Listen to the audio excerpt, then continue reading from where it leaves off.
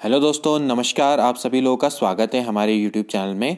दोस्तों, आज हम आपके सामने कुछ एक संवाद लेकर आए हैं जो कि दोस्तों उत्तराखंड अधीनस्थ सेवा चयन आयोग द्वारा जारी किया गया है। संवाद 105 है और इसमें अगर आप देखें तो एलटी यानी कि सहायक अध्यापक की लिखित परीक्षा के संबंध में कुछ इन्होंने चीज़ें यानी सूचना जारी की है। तो इसमें इन्होंने लिखा है कि जो सहायक अध्यापक के विभिन्न पदों के लिए लिखित परीक्षा कब होगी इसके लिए अभ्यर्थी द्वारा आयोग से काफ़ी समय से जानकारी ली जा रही है। तो आयोग द्वारा पूर्व में ही सूचित किया गया था कि अब परीक्षा अप्रैल माह में होगी। तो इसका मतलब सीधा सा है कि आयोग पूरी तरीके से प्रतिबद्ध है कि इस परीक्षा को वो 25 अप्रैल 2021 को कराने चाहेगा, ठीक है ना। लेकिन अभी तक जो परीक्षा केंद्र है उनका चयन अंतिम रूप से नहीं हो पाया है। इसके कारण से अभी तक यह परीक्षा 25 अप्रैल को प्रस्तावित है, अभी तक निर्धारित नहीं हो पाई है, ठीक है ना। तो कृपया तदनुसार परीक्षा की तैयारी करते रहें। तो इसका मतलब यह है दोस्तों कि आप 25 अप्रैल 2021 को आप परीक्षा निर्धारित मानकर चलिए मेरे हिसाब से, क्योंकि कोशिश पूरी यही रहेगी इनकी कि ये 25 अप्रैल 2021 को एलटी की परीक्षा करा दें। कतिपय कुछ कारण से हो सकता है कि परीक्षा ना हो पाए, कि अगर सपोज करो कि जो परीक्षा केंद्र है अगर उनका चयन को अगर अंतिम रूप नहीं दिया जा पाया तो फिर हो सकता है कि परीक्षा पोस्टपोन्ड हो जाएगी। अदरवाइज़ ये मान के चलिए कि 25 अप्रैल 2021 को ही आपकी एलटी की परीक्षा आपकी होनी हम कह सकते हैं निर्धारित होगी, ठीक है ना। तो दोस्तों, इसी क्रम में आज हम आपके लिए एक बहुत ही महत्वपूर्ण टॉपिक लेकर आए हैं, क्योंकि दोस्तों अगर हम 25 अप्रैल को ही माने तो समय हमारे पास काफ़ी कम है। तो अभी तक हम लोगों ने जो शिक्षण अभिरुचि यानी एलटी शिक्षण अभिरुचि से संबंधित 2 टॉपिक्स पर वीडियो ऑलरेडी हमने अपलोड कर दी है। उसके अलावा भी हमने कुछ महत्वपूर्ण बहुविकल्पी प्रश्नों पर भी वीडियोस डाली थी और काफ़ी इंपॉर्टेंट एमसीक्यू थे। उन वीडियोस को ज़रूर देखिएगा। तो आज हम दोस्तों आपके लिए एक हम कह सकते हैं क्लब वीडियो लेकर आए हैं दोस्तों। इसमें हम एक टॉपिक नहीं, एक से ज़्यादा टॉपिक को प्रयास करेंगे कि एक ही वीडियो के माध्यम से हम ख़त्म करें, क्योंकि दोस्तों ये इसमें जो टॉपिक्स हैं काफ़ी एक दूसरे से काफ़ी कोरिलेटेड है, कोरिलेटेड है। तो उनको अगर हम आपस में एक तरीके से सॉल्व कर लेंगे या हम उनको समझ लेंगे तो हमारा समय भी बचेगा, ठीक है ना। तो दोस्तों आज का हमारा टॉपिक है शिक्षा के प्रति अभिवृत्ति यानी कि एटीट्यूड टुवर्ड्स एजुकेशन। और इसके अलावा दोस्तों शिक्षक की योग्यताएं एवं गुण, क्योंकि दोस्तों ये काफ़ी आपस में इंटरकनेक्टेड हैं, इसलिए हमने इन दोनों टॉपिक पर एक साथ क्लब करके वीडियो बनाने का प्रयास किया है। तो चलिए वीडियो को हम स्टार्ट करते हैं। तो दोस्तों पहला टॉपिक है शिक्षा के प्रति अभिवृत्ति। देखिए, अभिवृत्ति को मैंने बताया था एटीट्यूड, यानी आपको बताना है कि शिक्षा के प्रति अभिवृत्ति क्या होती है, एजुकेशन के प्रति आपका एटीट्यूड क्या है। देखिए दोस्तों, अगर कोई भी व्यक्ति शिक्षक बनना चाहता है तो उसका शिक्षा के प्रति स्पष्ट और लक्ष्यात्मक दृष्टिकोण होना अत्यंत आवश्यक है। कहने का मतलब है कि आपका जो दृष्टिकोण है उसकी ओर, यानी आपका जो नज़रिया है वो स्पष्ट होना चाहिए और कोई ना कोई उसका लक्ष्य होना चाहिए, ठीक है ना। यदि व्यक्ति को शिक्षण में अभिरुचि है, यानी कि आपको एप्टीट्यूड है, आपका उसमें इंटरेस्ट है, तो वह शिक्षा के प्रति हमेशा क्या करेगा, लक्ष्यात्मक दृष्टिकोण रखेगा, ठीक है ना। और उसके लिए शिक्षा मात्र औपचारिक ना होकर जीवन के लिए उपयोगी होगी तथा सर्वांगीण विकास के लिए सहायक होती है। समझ में आ रहा है। तो यानी अगर आप एजुकेशन के प्रति आप दोस्तों एक एटीट्यूड अगर आपका है, यानी पॉजिटिव एटीट्यूड है, तो आप हमेशा शिक्षा के प्रति एक लक्ष्यात्मक दृष्टिकोण रखेंगे और जो शिक्षा है वो आपके लिए सिर्फ औपचारिक ना होकर जीवन के लिए उपयोगी होगी तथा सर्वांगीण विकास में सहायक होगी, ठीक है ना। तो जो ऐसे व्यक्ति होते हैं दोस्तों वो हमेशा शिक्षा के महत्व को स्वीकार करते हैं और जो अपना शिक्षण का कार्य है वो हमेशा पूर्ण निष्ठा, परिश्रम और ईमानदारी से करते हैं, ठीक है ना। तो आप इस चीज़ को ध्यान में रखेंगे दोस्तों कि शिक्षा के प्रति आपका किस तरीके का दृष्टिकोण होना चाहिए, ठीक है ना। कोई भी दोस्तों अगर जैसे शिक्षक अगर शिक्षक है, या हम कह सकते हैं उसको शिक्षण परीक्षार्थी, क्योंकि अगर कोई दोस्तों अगर वो शिक्षक बनना चाहता है तो वो शिक्षण किस तरीके से करेगा, ठीक है ना। तो वो हमेशा क्या करेगा, शिक्षा के प्रति दोस्तों एक सकारात्मक दृष्टिकोण रखेगा, ठीक है। कोई भी दोस्तों शिक्षक है वो शिक्षा के प्रति हमेशा कैसा दृष्टिकोण रखेगा, सकारात्मक दृष्टिकोण रखेगा, यानी कि उसका जो एटीट्यूड है वो हमेशा उसकी ओर कैसा रहेगा, पॉजिटिव रहेगा, ठीक है ना। और वो हमेशा क्या करेगा दोस्तों, जो अपनी पूर्व में प्राप्त जो शिक्षा है उसको हमेशा मूल्यवान मानेगा। मूल्यवान मानेगा, उसको उपयोगी मानेगा, हमेशा उसको क्या मानेगा, ज्ञानवर्धक मानेगा। ठीक है, आप इसको भी ध्यान में रखेंगे। वो हमेशा उसको मूल्यवान मानेगा, उपयोगी मानेगा और ज्ञानवर्धक मानेगा। और जैसा कि मैंने अभी बताया, वो जीवन के सर्वांगीण विकास के लिए हमेशा क्या मानेगा, सहायक मानेगा। ठीक है ना। तो इसी तरीके से हम कह सकते हैं कि अगर वो ये सारी चीज़ें शिक्षा के प्रति इस तरीके का एटीट्यूड अगर वो रखता है, तो वो शिक्षा के महत्व को समझेगा और हमेशा वो रुचि के संग शिक्षण कार्य को करेगा। ठीक है ना। और देश के हम कह सकते हैं भविष्य निर्माण में एक तरीके से सहयोग कर सकेगा। क्यों? क्योंकि जो टीचर है दोस्तों, वही क्या करता है, एक तरीके से भविष्य का निर्माण करता है बालकों का। ठीक है ना। तो एक्चुअली वो क्या कर रहा है, वो टीचर्स हमेशा क्या करते हैं दोस्तों, फ्यूचर को ही तो क्रिएट करते हैं ना। तो यहाँ पर आपको ये चीज़ ध्यान में रखनी चाहिए कि शिक्षा के प्रति अभिवृत्ति एक शिक्षक की किस तरीके की होनी चाहिए। तो यही आपका इसका सार है दोस्तों, कि जो शिक्षक बनना चाहता है उसका शिक्षा के प्रति हमेशा सकारात्मक दृष्टिकोण होना चाहिए, एक लक्ष्यात्मक दृष्टिकोण होना चाहिए और एक स्पष्ट दृष्टिकोण होना चाहिए। हमेशा वो शिक्षा का जो कार्य है अपनी पूर्ण निष्ठा, परिश्रम और ईमानदारी से करना चाहिए उसको। ओके। और हमेशा जो अपनी जो पूर्व में प्राप्त शिक्षा है उसको मूल्यवान, उपयोगी, ज्ञानवर्धक तथा जीवन के सर्वांगीण विकास में सहायक मानना चाहिए और शिक्षा के महत्व को उसको समझना चाहिए। और इसी तरीके से जब ये सारी खूबियां जब उसके अंतर्गत रहेंगी, तभी दोस्तों वो हमेशा अपने जो शिक्षण कार्य है उसको रुचि से कर सकेगा। ठीक है ना। यानी उसमें वो इंटरेस्ट लेगा। ठीक है ना। और हमेशा भविष्य के निर्माण में एक तरीके से सहयोग कर सकेगा, या फिर हम कह सकते हैं रचनात्मक सहयोग दे सकेगा। तो ये है दोस्तों शिक्षा के प्रति अभिवृत्ति। आई होप कि यह टॉपिक आपको बहुत अच्छे से समझ में आ गया होगा। ठीक है ना। अब अगला टॉपिक है दोस्तों शिक्षक की योग्यताएं एवं गुण। देखिए दोस्तों, एक सफल शिक्षक की क्षमताओं का आकलन केवल उसके बौद्धिक स्तर से ही नहीं किया जा सकता, बल्कि दोस्तों उसकी शिक्षण पद्धति की विशिष्टताओं और विविधताओं पर भी वो निर्भर करता है। तो एक शिक्षक को शिक्षण के लिए निम्नलिखित सद्गुणों और क्षमताओं से संपन्न होना चाहिए। इसके बारे में दोस्तों अब हम डिस्कस करते हैं कि एक शिक्षक है उसको क्या क्या उसके अंदर सद्गुण और क्या क्या उसके अंदर क्षमताएं होनी चाहिए, जिससे कि वो दोस्तों एक सफल शिक्षक बन सके। तो यहाँ पर आपके सामने कुछ मैंने हेडिंग्स लिखी हैं, इनको हम एक एक करके दोस्तों डिस्कस कर लेंगे। बहुत ईजी, आपको बहुत अच्छे से समझ में भी आ जाएगा। तो देखिए, सबसे पहला आता है दोस्तों बालक की प्रकृति का ज्ञान। ओके। यानी कि दोस्तों कि बालक का बिहेवियर कैसा है। देखिए दोस्तों, कोई भी शिक्षक है उसको बालक की प्रकृति का ज्ञान होना चाहिए।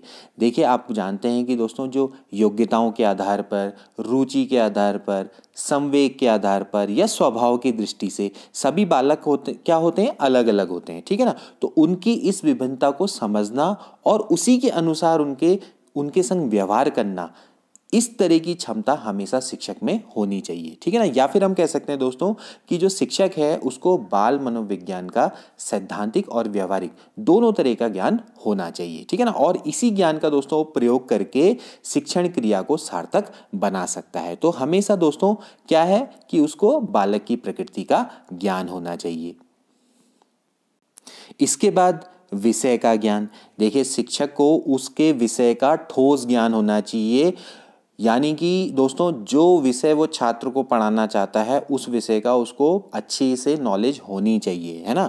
यदि उसे विषय का अच्छा ज्ञान नहीं होगा तो क्या करेगा दोस्तों, वो उस विषय का हम कह सकते हैं कि आधा अधूरा ज्ञान प्रदान कर पाएगा। ठीक है ना। और इसी तरीके से वो क्या कर सकेगा कि वो जो छात्र है उनकी शंकाओं का समाधान भी नहीं कर पाएगा। ठीक। तो ऐसे अगर आपके पास लगातार अवसर आते रहेंगे तो शिक्षक की प्रतिष्ठा को भी दोस्तों इसमें क्या करता है, धक्का लगता है। क्योंकि जो बच्चे हैं वो भी आपकी कहीं ना कहीं थोड़ा बहुत रिस्पेक्ट करना छोड़ देते हैं। ठीक है ना। तो यहाँ पर आपको ध्यान में रखना है कि विषय का ज्ञान भी दोस्तों बहुत ही इंपॉर्टेंट है। अगर आपको अपने विषय का ठोस ज्ञान नहीं है तो आप उसमें प्रैक्टिस करिए, ज़्यादा से ज़्यादा मेहनत करिए, तो तभी आप एक सफल शिक्षक के रूप में अपने आप को स्थापित कर पाएंगे। ओके। इसके बाद छात्रों पर शिक्षा और शिक्षण के प्रभाव का ज्ञान।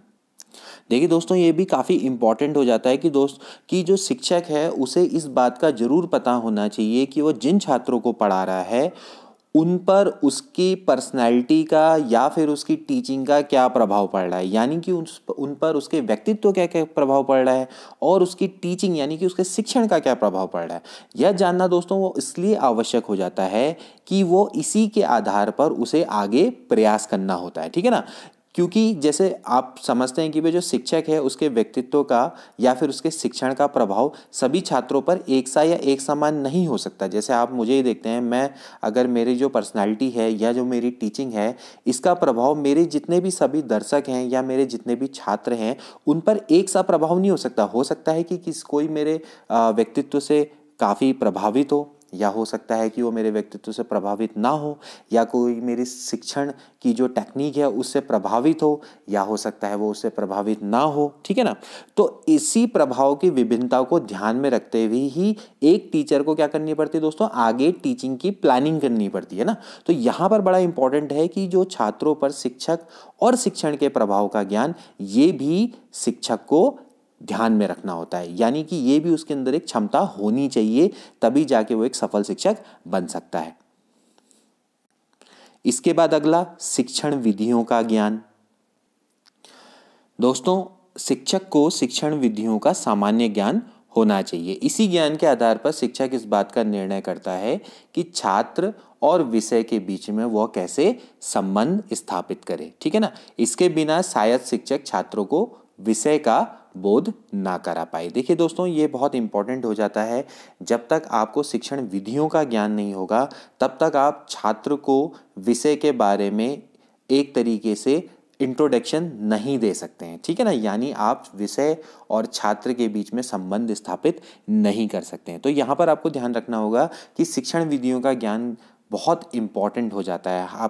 हमने शिक्षण विधियों पर एक बहुत ही अच्छी वीडियो भी बनाई है जो कि प्रवक्ता के तैयारी करते वक्त बनाई गई थी, तो आप उनको अच्छे से पढ़ सकते हैं, वहाँ पर उन वीडियो को देख सकते हैं, उनका अवलोकन कर सकते हैं। तो वहाँ पर भी आपको काफ़ी कुछ सीखने को मिलेगा दोस्तों, ठीक है ना। तो वहाँ पर काफ़ी कुछ शिक्षण विधियों के बारे में बताया गया है, तो वहाँ उन विधियों का ज्ञान होना एक शिक्षक के लिए अति आवश्यक हो जाता है, ठीक है ना। तो यहाँ पर एक सफल शिक्षक के लिए शिक्षण विधियों का ज्ञान बहुत ही इम्पॉर्टेंट है। अगला, इसके बाद शिक्षा छात्रों के समक्ष विषय वस्तु प्रस्तुत करने की विधि का ज्ञान। देखिए दोस्तों, कितना इंपॉर्टेंट है। शिक्षक को यह पता होना चाहिए कि जो भी सामग्री उसे छात्रों के समक्ष हम कह सकते हैं या छात्रों के समक्ष प्रस्तुत करनी है तो वो उसे किस विधि से प्रस्तुत करे, है ना। आप छात्रों के सामने कोई मॉडल को प्रस्तुत करना चाहते हैं तो आप उसको किस विधि से प्रस्तुत करेंगे ना। तो यदि कोई भी शिक्षक है अगर वो इस विधि को नहीं जानता हो तो वो फिर से छात्रों को विषय सामग्री का सही बोध नहीं करा पाएगा, या उसके लिए वो चीज़ बहुत ही कठिन हो जाएगी ना। आपको यूज़ करना आना चाहिए ना। आप अगर सपोज करो प्रोजेक्टर का यूज़ कर रहे हैं अगर आप क्लास में, तो आपको पता होना चाहिए कि आप उसको किस विधि से यानी किस स्टाइल से आप उसको प्रस्तुत करेंगे, तभी तो जाके आपका जो शिक्षण अधिगम है वो प्रभावी होगा ना। तो ये चीज़ को ध्यान में रखना है कि छात्रों के समक्ष अगर आपने कोई विषय वस्तु प्रस्तुत करना है तो इसकी विधि का भी आपको अच्छे से ज्ञान होना चाहिए। इसके बाद देखिए दोस्तों, अगला है शिक्षण प्रणालियों का ज्ञान, यानी कि जो आपका जो टीचिंग सिस्टम्स है उनके बारे में भी आपको पता होना चाहिए। शिक्षण की अनेक प्रणालियां होती है और जब भी कोई शिक्षक है छात्रों को कोई भी विषय पढ़ाना चाहता है तो उसे दोस्तों इस बात का विचार करना होता है कि उस विषय को किस शिक्षण प्रणाली से छात्रों के वो समक्ष रखेगा। तो यहाँ पर देखिए दोस्तों, जो शिक्षण प्रणालियाँ हैं क्योंकि इतनी सारी हैं तो इसको चुनना भी क्या है दोस्तों, एक तरीके से बहुत विवेक का कार्य है, ठीक है ना। और इसी पर ही क्या होती है, शिक्षक की सफलता निर्भर होती है कि वो किस तरीके से इन प्रणालियों में से कुछ प्रणालियों का चयन करेगा, ठीक है ना। तो यहाँ पर देखिए कौन कौन सी प्रणाली होती है। व्याख्या प्रणाली होती है, ठीक है ना, जब आप लेक्चर देते हो। स्पष्टीकरण, जब आप कोई टॉपिक का स्पष्टीकरण यानी उसको समझाते हो, वर्णन करते हैं आप, ठीक है ना, उसके बारे में विवरण देते हैं। फिर आप वहाँ पर तुलना प्रणाली होती है कि आप किस तरीके से आप कंपेयर करेंगे। कथा प्रणाली होती है, ठीक है ना। पुस्तक पठन प्रणाली होती है। इसके अलावा प्रश्नोत्तर प्रणाली होती है। तो इतनी सारी जो प्रणाली हैं इनका ज्ञान होना भी आपको अच्छे से आना चाहिए, और कब किस प्रणाली का आपको चयन करना है ये भी आपको बहुत अच्छे से आना चाहिए। ये आपके दोस्तों विवेक पर निर्भर करता है। तो ये काफ़ी इंपॉर्टेंट है कि एक शिक्षक के लिए, एक सफल शिक्षक के लिए शिक्षण प्रणालियों का ज्ञान होना। इसके बाद देखिए दोस्तों, बहुत इंपॉर्टेंट, शिक्षण के सामान्य सिद्धांतों का ज्ञान। देखिए दोस्तों, शिक्षण के अनेक सिद्धांत होते हैं। शिक्षण के सामान्य सिद्धांत होते हैं, शिक्षण के मनोवैज्ञानिक सिद्धांत होते हैं, शिक्षण के ज्ञानात्मक सिद्धांत होते हैं, काफ़ी तरह के सिद्धांत होते हैं। लेकिन दोस्तों, इसमें से जो शिक्षण के सामान्य सिद्धांत हैं उनका तो ज्ञान दोस्तों शिक्षक को होना ही चाहिए, ठीक है ना। जैसे हम कह सकते हैं कि भाई शिक्षक है, उसको बाल मनोविज्ञान का ज्ञान होना जरूरी है, क्योंकि वो उसी के अनुसार क्या कर सकता है, निर्णय ले सकता है कि वो अपने छात्रों को पढ़ाने के लिए किस सिद्धांत का अनुसरण करे। क्योंकि अगर उसको बाल मनोविज्ञान की जानकारी होगी तो वो उसी सिद्धांत को अपनाएगा अपने छात्रों को पढ़ाने के लिए, ठीक है ना। लेकिन अगर सपोज करो कोई शिक्षक है, उसको इस बात का ध्यान ही नहीं है, तो वो अपने शिक्षण को सफल और सार्थक नहीं बना सकता। तो आपके सामने यहाँ पर मैं शिक्षण सिद्धांतों के बारे में यहाँ पर मैंने लिखा है। इनको हम वैसे हम आगे भी डिस्कस करेंगे, शिक्षण हमारा जो टॉपिक आएगा। फिलहाल मैं बस आपको बता देता हूं इसके बारे में। देखिए, सबसे पहला क्या होता है, क्रियाशीलता का सिद्धांत, जिसमें करके सीखा जाता है, ठीक है ना। प्रेरणा का सिद्धांत, जिसमें हम मोटिवेशन देते हैं। जीवन से संबंधित करने का सिद्धांत, यानी कि हम जो वस्तुएं हैं, जो हम सैद्धांतिक ज्ञान दे रहे हैं, उसको व्यवहारिक जीवन में कैसे उपयोग किया जाएगा। रुचि का सिद्धांत, यानी कि जो चीज़ आपको पढ़ाई जा रही है आप उसमें रुचि ले। निश्चित लक्ष्य का सिद्धांत, बिना लक्ष्य के कोई भी आपका शिक्षण सफल नहीं हो सकता। सिलेक्शन का सिद्धांत होता है, नियोजन का सिद्धांत होता है, कहने का मतलब प्लानिंग करते हैं, ठीक है ना। इसके अलावा व्यक्तिक भिन्नताओं का सिद्धांत, व्यक्तिक भिन्नताओं का मतलब क्या होता है दोस्तों, कि जो हर बच्चा है उसके सीखने की गति अलग अलग होती है, तो आपने वहां पर व्यक्तिक भिन्नताओं को देखना पड़ता है, ठीक है ना। इसके अलावा विभाजन का सिद्धांत होता है, आवृत्ति का सिद्धांत होता है, मनोरंजन का सिद्धांत होता है। कोई बात नहीं, इनके बारे में हमने अलग से एक वीडियो बनानी है, जो कि आपकी दोस्तों शिक्षण पर आधारित है, शिक्षण और उसकी प्रकृति पर आधारित है। तो वहां पर तो हमने इन सब चीज़ों के बारे में डिस्कस करना है। अभी हम सिर्फ ये पढ़ रहे हैं कि जो शिक्षक की योग्यताएं और गुण के बारे में, कि शिक्षक को क्या क्या चीज़ें आनी चाहिए जो कि उसको एक प्रभावी और एक सफल शिक्षक बनाएंगी। तो यहाँ पर ये सारे सिद्धांत हैं, इनके बारे में भी शिक्षक को जानकारी होनी चाहिए, ठीक है ना। इसके बाद अगला आता है शिक्षण सूत्रों का ज्ञान। ये भी काफ़ी इंपॉर्टेंट है। शिक्षण सूत्रों का उसको क्या होना चाहिए दोस्तों, ज्ञान होना चाहिए। देखिए दोस्तों, जो शिक्षण सूत्र हैं वो ऐसी विधियां हैं जिनकी सहायता से आप क्या कर सकते हैं, पठन कार्य या पठन पाठन जो कार्य है उसको हम आगे बढ़ा सकते हैं, ठीक है ना। तो ये दोस्तों, ये जितने भी जो सूत्र हैं ना, ये सारे क्या हैं, अनुभव पर आधारित हैं, और इनका प्रयोग हमेशा आपको सूझबूझ के संग ही करना होता है, ठीक है ना। और एक तरीके से दोस्तों, ये जो सूत्र हैं वो छात्रों की प्रवृत्ति और उनके, हम कह सकते हैं, मनोविज्ञान से दोस्तों ये जुड़े हुए हैं, ठीक है ना। इस पर भी बेस्ड पिछले बार प्रवक्ता पे क्वेश्चन आया था, आपसे पूछा गया था कि भाई ज्ञात से अज्ञात की ओर ये क्या है ना, शिक्षण विधि है, शिक्षण प्रणाली है, सिद्धांत है या शिक्षण सूत्र है। तो ये क्या है, शिक्षण सूत्र है। तो आप इसको देख सकते हैं, ज्ञात से अज्ञात की ओर क्या है आपका, ये एक शिक्षण सूत्र है, ठीक है ना। इसके बाद सुगम से कठिन की ओर, ठीक, सरल से जटिल की ओर, स्थूल से सूक्ष्म की ओर, पूर्ण से अंश की ओर। इस तरीके से जितने भी शिक्षण जो आपके सूत्र हैं, इनके बारे में भी दोस्तों हमने आगे डिस्कस करना है। हम प्रॉपरली इसके बारे में डिस्कस करेंगे कि ये क्या चीज़ें होती हैं। अभी मैं फिर से बता रहा हूँ, शिक्षण की योग्यताएं और गुण पढ़ रहे हैं तो उनको ये सूत्रों के बारे में पता होना चाहिए। विशिष्ट से सामान्य की ओर, विश्लेषण से संश्लेषण की ओर, मनोवैज्ञानिक से तर्क की ओर, अनुभव से तर्क की ओर, ठीक है ना। अगली वीडियो में दोस्तों पक्का मैं इसके जो शिक्षण के बारे में हम पढ़ेंगे तो उसमें मैं इनको ब्रॉडली डिस्कस करूंगा। फिलहाल आप ये ध्यान में रखो कि ये शिक्षण सूत्र होते हैं, इनके बारे में दोस्तों जो शिक्षक है उसको पता होना चाहिए। इसके बाद एट लास्ट शिक्षक के अपने कुछ या हम कह सकते हैं व्यक्तिगत गुण भी होते हैं, क्योंकि दोस्तों क्या होता है, शिक्षक है जो संपूर्ण शिक्षण क्रिया का सूत्रधार होता है और छात्रों पर उसका सबसे ज़्यादा इम्पैक्ट पड़ता है, या हम कह सकते हैं उसका बहुत ज़्यादा प्रभाव पड़ता है। तो ठीक है ना, तो छात्र हैं पढ़ाई के साथ साथ उसके चरित्र पर प्रभाव डालने के लिए हम कह सकते हैं कि जो शिक्षक हैं उनको अनेक गुणों का होना उनके अंदर आवश्यक हो जाता है, ठीक है ना। क्योंकि आप ध्यान देख सकते हैं कि जो आपके छात्र हैं वो आपको बहुत ज़्यादा फॉलो करते हैं, ठीक। तो एक शिक्षक के व्यक्तिगत गुण क्या क्या हो सकते हैं, देखिए यहाँ पर मैंने लिखा हुआ है। पहले तो उनका अच्छा स्वास्थ्य हो, ठीक है, स्फूर्ति और उत्साह हो, ठीक है ना, ये होना चाहिए। कोई भी शिक्षक है अगर वो नीरस है, अगर उसमें स्फूर्ति की कमी है तो बच्चे खुद ही अपने आप ही क्या हो जाएंगे, बोर हो जाएंगे उससे ना। तो जब शिक्षक में उत्साह नहीं है तो बच्चों में कैसे उत्साह आएगा ना। इसके अलावा सामान्य किंतु सुरुचिपूर्ण वेशभूषा, ठीक है, अगर आप मतलब एक टीचर है तो उसकी जो ड्रेसअप है वो सिंपल होना चाहिए, लेकिन थोड़ा सा हम कह सकते हैं कि सुरुचिपूर्ण होना चाहिए, ठीक है ना। मतलब ऐसा भी नहीं कि बिल्कुल डल हो जाए और ऐसा भी नहीं कि बिल्कुल ही मतलब बिल्कुल ही फंकी टाइप का हो गया, मतलब ठीक है, मतलब एक अच्छा वेशभूषा होनी चाहिए, ठीक है ना। इसके बाद न्याय और निष्पक्षता, ये तो होना ही होना चाहिए कि आपके अंदर न्याय करने की क्षमता होनी चाहिए और डेफिनेटली निष्पक्षता तो होनी चाहिए। आप किसी के लिए बायस्ड नहीं हो सकते, आपके अंदर क्या होना चाहिए, अनबायसनेस होनी चाहिए। आत्मविश्वास, सेल्फ कॉन्फिडेंस, वो तो होना ही चाहिए एक टीचर के लिए, ठीक है ना। इसके बाद खुश मिजाज होना चाहिए, ठीक, ऑफ कोर्स होना चाहिए। आप ज़्यादातर सीरियस रहेंगे तो बच्चे फिर पढ़ाई से कहीं ना कहीं क्या होते हैं, आपसे डरने लगते हैं, क्वेश्चन आपसे पूछने में भी डर लगेंगे, तो आपको खुश मिजाज होना चाहिए, ठीक है ना।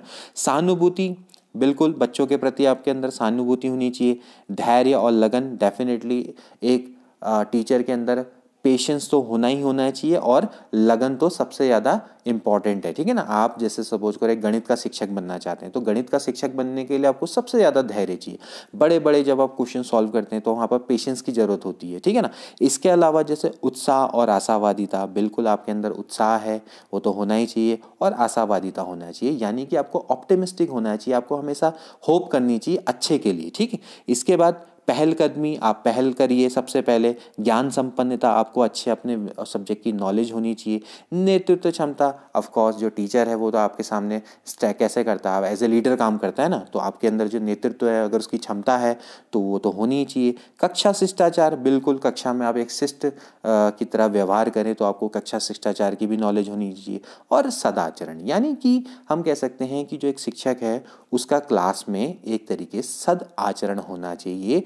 तो ये हैं दोस्तों शिक्षक के व्यक्तिगत गुण। तो दोस्तों एक सफल शिक्षक बनने के लिए शिक्षक में निम्नलिखित योग्यताएं और गुण होनी चाहिए। तो दोस्तों ये था आज का हमारा टॉपिक। तो आई होप कि आपको बहुत अच्छे से समझ में आया होगा और अगली वीडियो में हम दोस्तों डिस्कस करेंगे शिक्षण की प्रकृति के बारे में। वो काफ़ी अच्छी वीडियो होने वाली है। तो मिलते हैं अगली वीडियो में। Till then take care and good bye.